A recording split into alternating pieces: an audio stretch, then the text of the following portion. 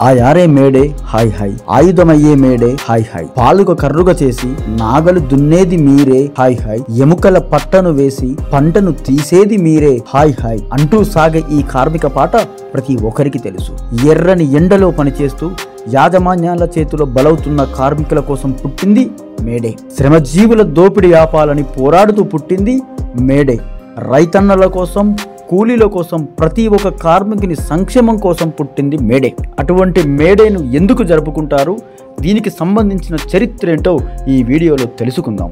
May Day అంటే అంతర్జాతీయ కార్మిక దినోత్సవం. ప్రపంచవ్యాప్తంగా ఈ రోజును కార్మికుల హక్కుల కోసం జరిపిన పోరాటాన్ని గుర్తు చేసుకునేందుకు జరుపుకుంటారు. 19వ శతాబ్దంలో అమెరికాలో కార్మికులతో కంపెనీల యాజమాన్యాలు రోజుకు 12 నుంచి 16 గంటల పాటు పని చేయించుకునేవారు. దీంతో కార్మికులు 8 గంటల పని, 8 గంటల విశ్రాంతి, 8 గంటలు తమ కోసం అనే నినాదంతో ఉద్యమం మొదలుపెట్టారు. మే 1, 1886న అమెరికాలోని చికాగో నగరంలో వేలాది మంది కార్మికులు 8 గంటల పనివేళల కోసం సమ్మె చేశారు. మే 4న హై మార్కెట్ స్క్వేర్ లో జరిగిన ర్యాలీలో బాంబు పేలుడు జరిగింది. పోలీస్ కాల్పులు జరిపారు. అప్పుడు అనేక మంది కార్మికులు మరణించారు.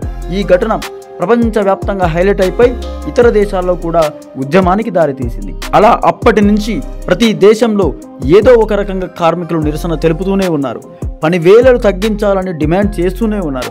ఈ డిమాండ్ ఊపందుకోవడంతో చివరికి 1889లో అంతర్జాతీయ సోషలిస్ట్ కాంగ్రెస్ మే 1న కార్మిక దినోత్సవంగా ప్రకటించింది. అప్పటి నుంచి ప్రపంచంలోని చాలా దేశాలు మే 1న మేడేగా జరుపుకోవడం ప్రారంభించాయి.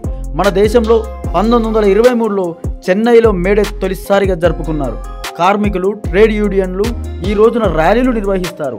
కార్మికుల హక్కులు నిలబెట్టడం, పని గంటలు, వేతనాలు, ఉద్యోగ భద్రత కోసం పోరాటాన్ని గుర్తు చేయడం ఈ మేడే చేస్తుంది. శ్రమజీవుల గౌరవాన్ని పెంపొందించడం అనేది మేడేను గుర్తు చేస్తుంది. చాలా సింపుల్గా చెప్పాలంటే మేడే అనేది కార్మికుల ఉద్యమ చిహ్నం. మనకు నేడు ఉన్న 8 గంటల పని వ్యవస్థ వెనుక వారి త్యాగాలు ఉన్నాయని గుర్తు చేసుకునే రోజు మేడే. కార్మికుల కోసం పోరాడి అసువులు బాసిన అమరవీరులకు వందనాలు అర్పిస్తూ, కార్మికుల కోసం పోరాడుతున్న వారికి అభినందనలు తెలుపుతూ అందరికీ మేడే శుభాకాంక్షలు. కార్మికుల ఐక్యత వర్ధిల్లాలి.